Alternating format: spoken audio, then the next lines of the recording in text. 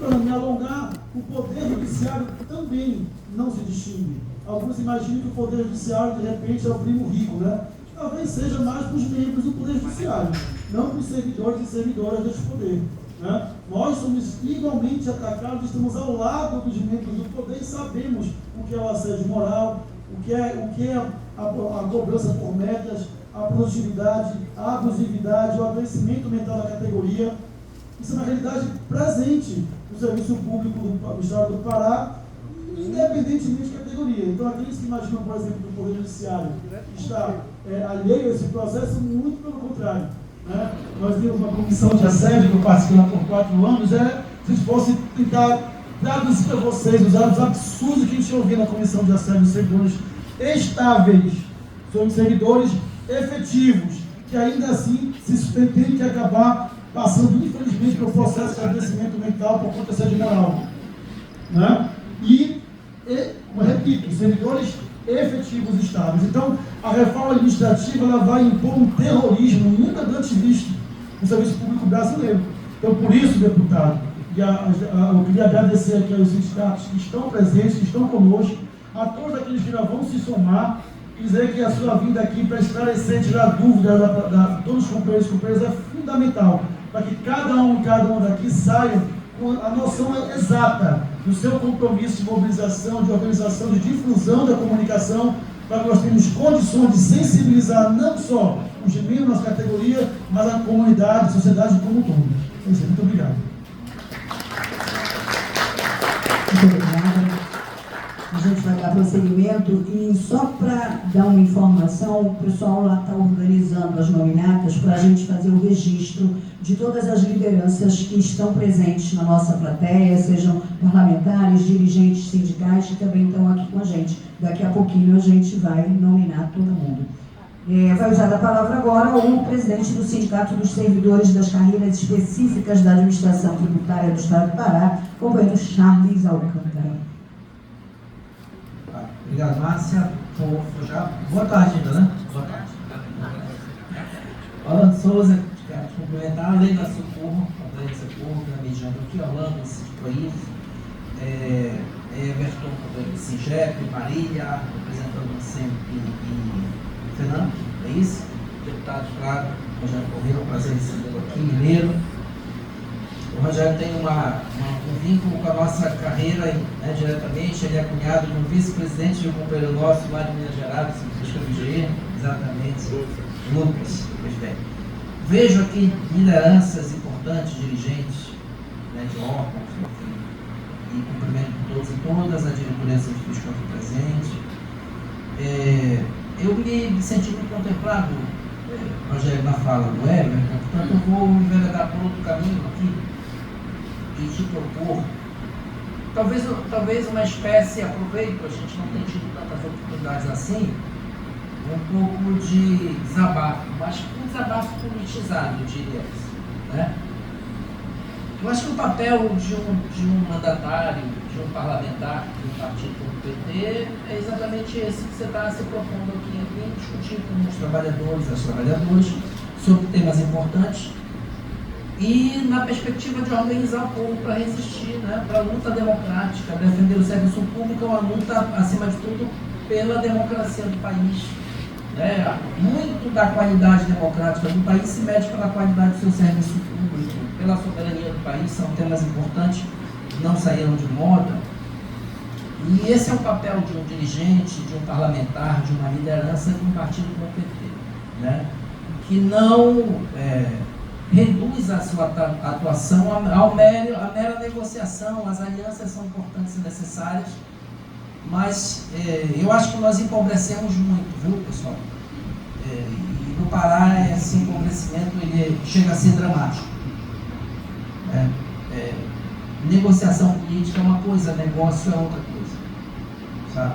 Eu acho que nós empobrecemos muito, a gente desmobilizou muito e não tem tido esse papel das nossas lideranças, dos nossos mandatários. E isso precisa ser dito, porque eu acho que é isso que a gente espera deles e delas. Por exemplo, um debate como esse, a reforma administrativa que nos interessa e nos atinge de maneiras distintas, né? Nós da administração tributária tributária do fisco, deputado, que muitos até brincam, primo rico, né? Isso às vezes até nos atinge um pouquinho, nos afeta um pouquinho, porque a gente está falando apenas de questão remuneratória, né? Mas assim, nós trabalhamos numa área muito estratégica que provê os recursos que trabalham no financiamento das políticas públicas e do serviço público. É um trabalho extremamente de muita responsabilidade, muito risco e muito estigmatizado também. Certo? Muito estigmatizado, exatamente porque a gente trabalha numa área, num setor, numa área muito conflituosa, numa tensão entre o interesse público e o interesse privado. É papel da administração tributária constituir um capital indevedor do Estado, né, e combater a sonegação. Então é uma luta permanente, feroz e muito desigual, porque você tem que atuar para que você evite a sonegação e traga dos cofres públicos o maior número possível, o maior volume possível de recursos. E isso é conflituoso, porque essa turma de cima não quer pagar imposto. Ela já não paga, ela paga muito pouco, e o pouco que ela tem que pagar, ela não quer pagar. Então é um trabalho extremamente desgastante, é um trabalho extremamente penoso. E atua, mais uma vez, no financiamento da política pública. Então nós estamos falando de uma disputa do orçamento público. Reforma administrativa nada mais é do que disputa de orçamento público. É para onde vai o recurso que a gente arrecada no Estado e arrecada de quem vive do trabalho, porque nós vemos um país em que quem vive do trabalho paga imposto, é quem sustenta o país, certo? Não é quem vive do capital, da renda, do rendimento, da aplicação financeira, da ciranda financeira, é quem vive do trabalho. Então é esse dinheiro que a gente, com os nossos impostos, contribui para o Estado, é que essa turma quer tirar, ela não contribui com o fundo público e ela quer tirar o fundo público, né? Tirar o máximo que ela pode tirar do fundo público, que ela não contribui para formar esse fundo. E é disso que a gente está falando, e reforma administrativa tem a ver com isso, certo? Então a gente paga os impostos e, além de tudo, o povo não tem direito à saúde pública de qualidade, à educação, ao saneamento, à infraestrutura, à previdência, né? É disso. Então, defender serviço público é defender a democracia, defender direito, defender a cidadania, defender lá os fundamentos desse pacto de 88, que foi a Constituição, que vive o tempo todo permanentemente ameaçado. Então, é um debate fundamental e que é dever de todos os parlamentares do PT participar disso, se envolver com isso e fazer essa disputa. A gente vive, eu vou encerrando, num momento tão bizarro, né, Rogério, que o Tiririca, a gente esqueceu que ele existe. O Tiririca era uma das coisas mais bizarras que tinha no Congresso. A gente esqueceu da existência dele, porque ele perdeu importância. Certo? Então ele estava errado, ficou pior, ele achava de ser que não ficava e ficou muito pior. Então a gente vive num momento em que o Tiririca deixa de ser importante, a gente deixa de falar dele.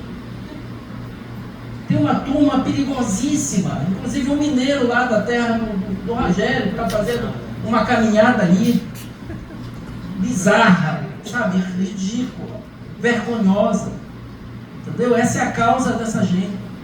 Então isso precisa ser dito. E a gente espera muito mais, e tem que esperar muito mais e cobrar muito mais dos nossos parlamentares. É nossa obrigação cobrar deles, certo? E eu te agradeço muito, Rogério, porque a gente acompanha a tua luta. Acompanha mesmo, viu? De verdade. Né? Você é um dos parlamentares mais destacados, né? naquela Câmara dos Deputados, e que eu sei, viu, Rogério, que não é fácil. Né? Imagino com a tua larga experiência que você está vivendo ali. Né? O jogo é muito pesado e se tornou tão, assim, eu acho que no momento, a gente vive um momento da nossa história que ele nunca foi tão pesado, tão perigoso, né? Com adversários tão perigosos. Certo? Então a gente te parabeniza e te agradece muito em ter você como parlamentar do PT. Pena que eu não é do Pará, tá certo? Mas te agradecemos muito.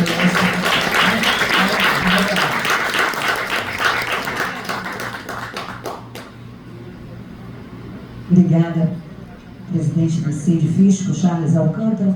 Vou passar a palavra agora para o presidente do Sindicato dos Professores das Instituições Federais de Ensino Superior do Estado do Pará, querido companheiro Orlando. Quantos anos, hein? Companheiro Orlando Nobre. Gente, boa tarde, todos e todas. Queria, na verdade, cumprimentar a mesa, o Everton, Charles, e em especial ao deputado e as duas companheiras, camaradas, mulheres que estão aqui. Acho que é muito importante esse debate com as mulheres participando cada vez mais desse processo, né? Queria também comentar, especialmente a professora Socorro Coelho, que é a vice-presidente do nosso sindicato, e em nome dela também cumprimentar todos os nossos filiados que estão aqui. Muito obrigado pela presença, todos foram chamados e vieram. Tá? Tem até um aluno, daqui a pouco eu tenho aula à noite, ele está aqui perseguindo também, é um absurdo isso. Tá? Aluno está em tudo quanto é lugar, né? Mas eu queria, na verdade, que a gente tivesse ideia, acho que a reflexão que nos traz aqui é muito importante, porque a conjuntura internacional e nacional é muito grave, muito complexa, e a gente precisa cada vez mais compreender esse aspecto internacional e nacional que temos. Esse é um ponto que a gente precisa colocar, né? Eu estava vendo algumas falas de algumas pessoas disseram, na verdade não é a negociação nem a diplomacia, é a força, novamente a violência que está dominando esse processo. Eu acho que é muito grave essa questão que a gente precisa pensar, tá? E eu queria, na verdade, saudar esta mesa, saudar esse evento, porque acho que esse momento é um momento que a gente precisa ter clareza da perspectiva da unidade, né? Acho que nós passamos um tempo divergindo e agora nós estamos precisando pensar que as nossas divergências, elas têm que ser minimizadas para a gente efetivamente pensar nas nossas convergências. Porque o debate da reforma administrativa é uma situação que prejudica a todos nós. E o que me preocupa, e é uma questão importante, parece que os funcionários federais e alguns sindicatos estaduais estão preocupados com isso. Como se pensassem que essa reforma não atinge a todos os trabalhadores e trabalhadoras. Então, aquela pessoa que está lá no município será atingida pela reforma. Porque é uma reforma que trabalha a perspectiva da centralização do poder no âmbito do Executivo Federal. Então, acho que é muito grave essa questão. E também há uma destruição efetiva dessa relação harmônica entre os poderes da República. Então, vocês estão entendendo o que é que significa? Se não estão entendendo, a gente precisa entender isso, um elemento central desse debate. Essa questão do fundo público é um outro aspecto muito importante, né? Que a elite da sociedade quer disputar o fundo público, porque ela quer ficar cada vez mais rica à custa da nossa precarização. E acho que é importante que a gente tenha ideia que, entre os aspectos que vão nos atingir, primeiro, claro, essa perspectiva da centralização de poder, que é uma perspectiva ultraliberal da direita e da extrema-direita, extremamente conservadora e que nos prejudica em muito. Então, todos nós seremos prejudicados, né? Por exemplo, agora o presidente Lula acabou de tentar recompor o orçamento das universidades e dos institutos federais, né? Porque simplesmente a proposta do orçamento é uma proposta que cortou um conjunto de aspectos fundamentais para que as universidades possam, nesse ano de 2026, existir. Então, isso é uma questão gravíssima como está acontecendo esse processo. Tá? Então, e eu queria chamar a atenção também, claro que da perspectiva da retirada dos direitos, né? Se há uma centralização, há uma perspectiva clara de retirada dos direitos, tá certo? Então, novamente, a gente vai tendo que lutar contra essas questões e, claro, é evidente que com as falas ficam cada vez mais claras que as políticas públicas estarão prejudicadas. Se nós temos servidores que têm problemas, que os seus direitos são retirados, que eles vão ter que fazer greve ou outro tipo de instrumento de mobilização, as políticas públicas estarão prejudicadas. Então, todos nós, enquanto seres humanos, cidadãos desse país, estarão prejudicados. Em qualquer âmbito dos direitos básicos estabelecidos na Constituição, no artigo 6º, que são direitos sociais. Então, acho que é importante que a gente tenha ideia e a gente consiga sair daqui com uma proposição no sentido de a gente poder se reunir e passar por todo esse estado dizendo efetivamente dos problemas que teremos com essa dimensão da reforma administrativa. Acho que isso é muito grave, tá certo? E temos que aproveitar, meus amigos e minhas amigas, para finalizando a minha fala, para ter ideia de uma questão básica. Nós estamos no ano eleitoral, entendeu? É preciso que a gente tenha ideia desse processo. Nós queremos eleger um presidente da República, tá certo? Nós queremos eleger, temos possibilidades muito tranquilas de eleger essa coisa, esse presidente, eu acho que é importante isso. Agora, temos um Congresso extremamente reacionário, temos um Senado extremamente reacionário, que nós precisamos pensar sobre isso. E nós precisamos pensar nas lideranças que teremos e que são, por exemplo, aqui do Estado do Pará. A nossa representação é muito ruim e a gente precisa pensar sobre isso, tá? Mas eu acho que eu, ao mesmo tempo que tenho essa visualização sobre esses problemas todos, sou muito otimista do ponto de vista de dizer, é muito importante que a gente se reúna, discuta, aprofunde as nossas convergências e possa avançar nesse debate, nesse ano que é muito importante. Muito obrigado, boa tarde e um bom debate para todos nós. Muito obrigada. Vou usar a palavra agora, representante da Federação Nacional dos Trabalhadores dos Ministérios Públicos Estaduais, FENAMP, e também da Associação Nacional dos Servidores do Ministério Público, CONSEP, Marília Gaia. Boa tarde a todas e todos.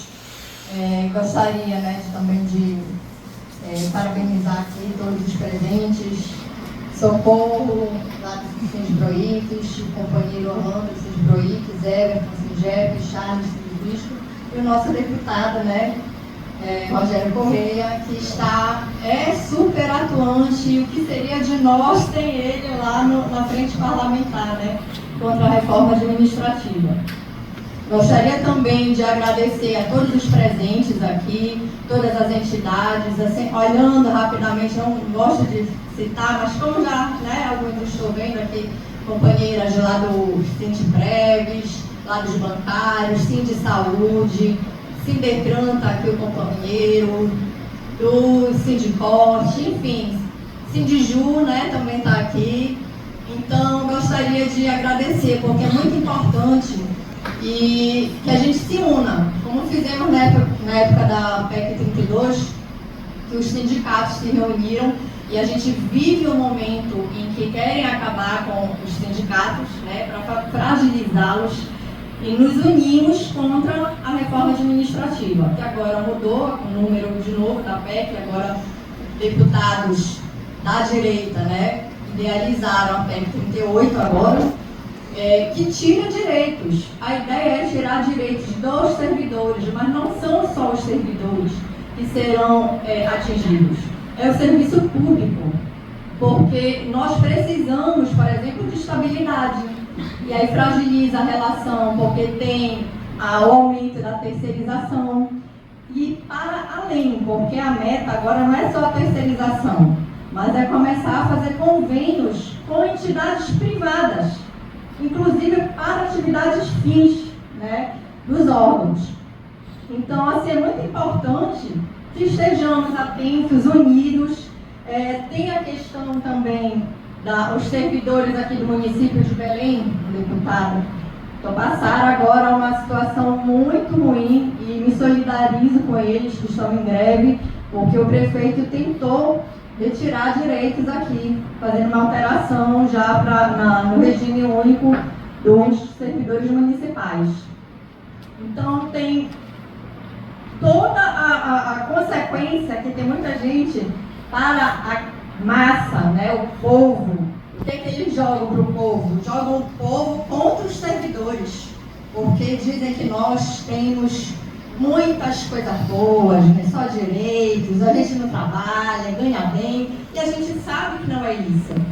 E quando a gente tem uma fragilidade nos nossos direitos, isso vai impactar na prestação do serviço público, que quem utiliza é a população. Então, e depois disso, para além disso, a reforma administrativa também acaba sendo um ataque aos sindicatos. Porque o que acontece? Como é que agora vai ter greve?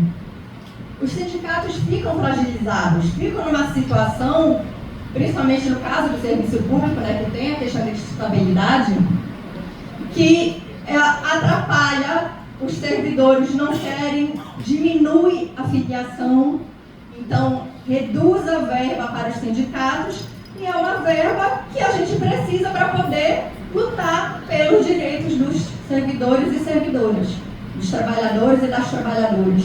Então, assim, é muito complexo. É muito, para além do ataque ao serviço público, também é um ataque ao sindicalismo. Então, a gente precisa estar muito atentos a toda essa situação. E eu acho que se ele estivesse falhando aqui. Então, aqui eu fui contemplada também, o Everton, logo no início já deu um resumo, né? Mas, assim, é muito importante que estejamos atentos, que a gente se una. Tem muitas entidades aqui e a gente não pode permitir que passe essa PEC, porque isso vai ser uma coisa absurda. Na FENAMP, na ANSEMP, e aí aqui estou representando entidades nacionais, né, dos servidores do Ministério Público, tem aqui a nossa associação lá, o Paulo, lá da JMIP. A gente tem atuado bastante. Houve a marcha contra a reforma administrativa em outubro. Inclusive, o sindicato da nossa categoria esteve presente também, o CISEMPA. Então, a FENAMP, a ANSEMP. A FENAMP e a ANSEMP têm realizado diversas ações dentro da Câmara para tentar barrar também a PEC da reforma administrativa. Então, eu acho assim que todos aqui têm um compromisso, de alguma forma, seja com parlamentares, seja com a base. A gente precisa informar os nossos trabalhadores e trabalhadoras sobre tudo o que está por trás dessa reforma administrativa. Então, muito obrigada a todos e todas, e aqui para a Márcia. Obrigada, Maria. Bom, agora fazer o registro, né, que eu acho super importante também, das entidades, das pessoas que estão aqui, dos parlamentares, e desde já agradecer a presença e a participação de todos e todas. E registrar a presença do deputado estadual Carlos Bordalo, deputado estadual e presidente do PT municipal, do vereador Alfredo Costa, do Edson Júnior, superintendente do MDA. Obrigada pela participação de vocês aqui. Glauber Silva, vice-presidente da CUT, Ismael Rodrigues, presidente do Sincorte Pará, Tatiana Oliveira, presidenta do Sindicato dos Bancários, Miriam Andrade, do Sind Saúde, Nilza Pinto, presidente da seção UFRA e diretora de articulação nacional da TENS, é isso? Simone Moreira, representante da CTB, Raine Souza, diretor de formação do Sindicato das Trabalhadoras e dos Trabalhadores da Assistência Social de Belém, Karina Lopes, diretora de formação da Associação das Servidoras e Servidores do Hospital Pronto Socorro do Guamá, aqui de Belém, Ana Mel, do Sindpreves, diretora colegiada, José Maria, do Sindreceita, delegado sindical do Sindreceita, Henrique Lima, da Associação dos Peritos do Estado do Pará, Elon Paiva, secretário sindical do PT do Pará, o radialista Manuel de Souza, Manolo, Dr. Bruno da Silva, membro da Comissão de Direito Sindical da OAB Pará. Bom, esses foram os que a gente conseguiu identificar, que se identificaram lá na entrada. Se tiverem outras entidades ou outros que quiserem ser registrados aqui, por favor, procurem um dos meninos lá na frente. E dando sequência aqui, ouvidos os nossos dirigentes sindicais anfitriões desse evento, a gente vai passar a palavra para o nosso convidado de honra dessa tarde, o deputado federal Rogério Correia.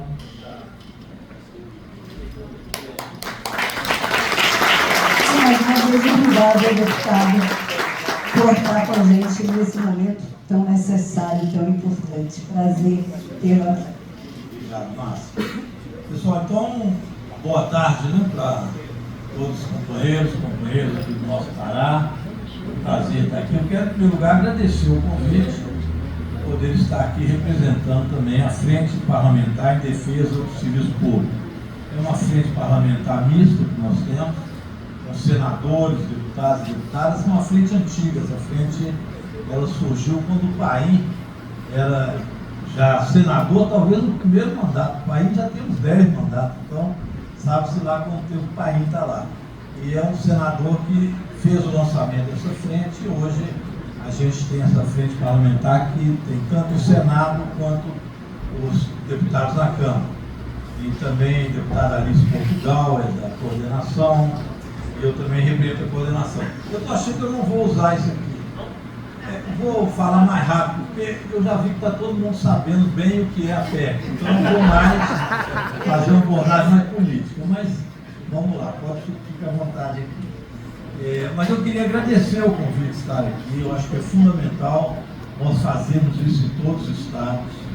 Tive a oportunidade já de visitar alguns estados, estive lá em Minas Gerais, nós fizemos um grande debate também, na ocasião, para fazer a resistência desta PEC 38 que está aí hoje, que a gente vai falar um pouco aqui. Eu queria muito agradecer a todos vocês, né? Agradecer aqui na mesa, congratular com o Everton, né? E também já nos colocou aqui as suas observações, Sindicato Trabalhador do Poder Judiciário, SINZEP, o Charles Alcântara e a do Primo Rico. Eu não gosto de falar, não, mas já virou segredo de polichinelo, viu? Todo mundo sabe. O Orlando Nobre, lá do professor, meu colega, prazer, eu sou professor da rede pública da educação básica. Vou cumprimentar também os nossos professores aqui. E a Marília Gaia, representando a Federação do FENAM, agradecer também que me deu uma carona até aqui para a gente poder falar com vocês. Cumprimentar aqui o Bordalo, nosso deputado estadual do Partido dos Trabalhadores, agradecer a presença, o Alfredo, nosso vereador. Eu fui vereador 10 anos, Alfredo, lá em Belo Horizonte. A gente sabe a importância que tem o Parlamento Municipal, a elaboração das políticas do município. E fui também deputado estadual por 4 mandatos. E agora estou no 2º mandato como deputado federal. Quem sabe o 3º, vamos ver se a gente concorre lá em Minas e consegue fazer uma boa bancada. Mas é um prazer, uma honra estar aqui com vocês. Eu tinha preparado mesmo uma explanação mais rigorosa do que a reforma administrativa. Mas eu vou rapidamente citar os pontos delas. Eu acho que isso é bom, porque muitas vezes eles começam o debate anunciando assim: estamos fazendo uma reforma administrativa que não vai atingir ninguém. Se não vai atingir ninguém, para que está fazendo a reforma administrativa? Isso não atinge ninguém, o servidor que está aí não vai ter prejuízo nenhum, ninguém vai ter prejuízo, então nós estamos apresentando uma reforma que é uma maravilha. E aí vai soltando aquele pacote sem que a gente conheça. É bom a gente ir no concreto para mostrar o que de fato traz o prejuízo, para depois fazer uma análise também política do que eles estão querendo com isso, que é muito que vocês já falaram aqui. Eu vou citar alguns pontos, sem fazer uma análise mais aprofundada, que eu acho que vocês também já têm conhecimento. Mas essa PEC 38 foi a do Bolsonaro com o Paulo Guedes. A 32 é o concurso, né? Porque ela sepultava o serviço público, dava, como ele fala, extrema-unção, jogava pá de cal e matava o serviço público todo de uma vez só. Essa aqui é mais sutil, ela vai enfraquecendo o serviço público, até porque a conjuntura é outra. Então eles não tiveram audácia de pegar a própria PEC 32 e tentar aprová-la lá. O governo é outro, as condições são outras. Então eles não tiveram audácia de fazer uma 32. Nós fizemos uma 38, que também, eu vou mostrar para vocês, ela vai no mesmo sentido. Então, ela é uma proposta de emenda constitucional que tem sim uma perspectiva muito fiscalista, ela é intrinsecamente neoliberal, porque ela diminui o papel do Estado, da prestação de serviço, e para fazer isso, se vai diminuir o papel do Estado na prestação de serviço público, o servidor público também, ele não é necessário da forma que se está. E ao invés de fortalecer, portanto, os instrumentos do serviço público e do servidor, para se passar a enfraquecer. Por isso é que os direitos são diminuídos e as perspectivas da categoria são muito menores com essa PEC 32. Então ela tem sim essa perspectiva. Isso, vamos dizer assim, é a alma da PEC 32. Ela tem, além da própria PEC, um projeto, um PLP, um projeto de lei complementar, e um projeto de lei ordinário que acompanha essa PEC 32. Então ela tem uma proposta de lei constitucional, uma proposta de lei complementar, PLP, e um projeto de lei ordinário. Eu diria que 7 pontos preocupantes em relação a ela. Primeiro é que ela coloca sempre uma revisão de gastos em políticas públicas, revisão contínua. Desde o município até a União, você tem que estar sempre fazendo revisão de gastos. A ideia de fazer com que isso possa custar mais barato o serviço público. Então a PEC vai apresentar essa revisão contínua de gastos constantemente no termo da lei. Ela tem também uma extinção de cargos e órgãos que pode ser feito por decreto. Você não sabe o quê? Pergunta ao autor e fala, não, aquilo que é supérfluo. Mas o que é supérfluo é muito bem, tem que discutir o que é supérfluo. E como não coloca um cheque em branco, você poderá ter daqui a pouco extinções de cargos e de órgãos que a gente não sabe exatamente quais são. Na PEC 32, a original, como o Paulo Beto mandou, até a extinção na caneta de universidades institucionais podia ter. Se cismasse, fazia por decreto a extinção de universidades, que inclusive foram colocadas em decretos-leis e projetos de lei. Essa aqui não chega a tanto, mas insinua que o governo poderá fazer, e coloca um termo genérico, daquilo que é obsoleto ou desnecessário, mas aí faz uma gracinha do servidor dizendo que poderá ter o aproveitamento do servidor estável. Então vocês vejam bem que é uma ameaça que se faz também ao quadro dos servidores atualmente no sentido do enxugamento. E claro que tudo que está lá pode piorar, dependendo de quem seja o relator no plenário e assim por diante, que é outra maldade que se pode acontecer também no curso do debate. Um terceiro ponto, que também é muito preocupante, é a avaliação e progressão funcional. Aqui, de cara, progressão por tempo de serviço passa a existir. E as progressões que virão com avaliação de desempenho, etc., serão vistas no projeto de lei complementar ou no projeto de lei, que, portanto, precisará de um número menor de deputados para que seja aprovado. E certamente será uma avaliação de desempenho muito no sentido de demissão e não apenas um aproveitamento ou melhoria na carreira pública. Esse é um ponto evidentemente chave. Ele retirou, porque a crítica era muito grande, a possibilidade de contratação temporária, mas estava também no início como muito forte a contratação temporária e a contratação de servidores públicos por um prazo de 10 anos. Isso ele retirou. Essa contratação por um prazo de 10 anos. Ele faria concurso para 10 anos. Olha, é uma perspectiva.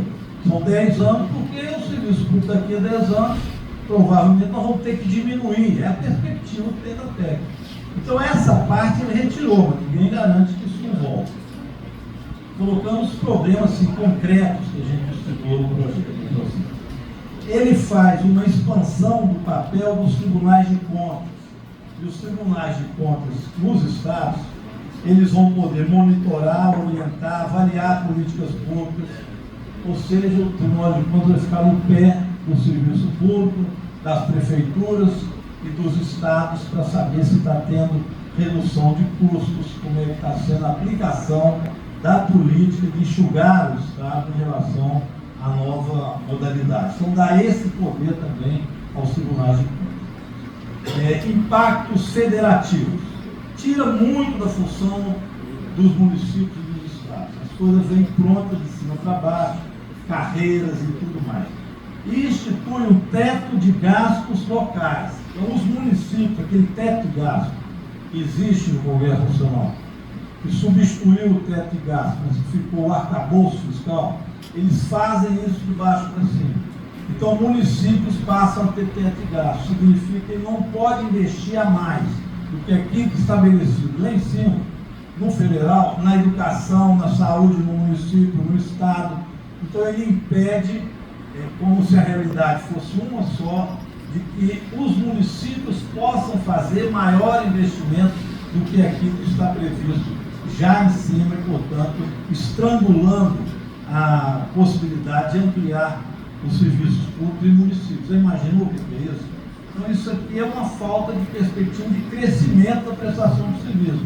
Vou citar um exemplo da minha área, que é a educação. Todo mundo sabe que a educação infantil ainda é um grande gargalo.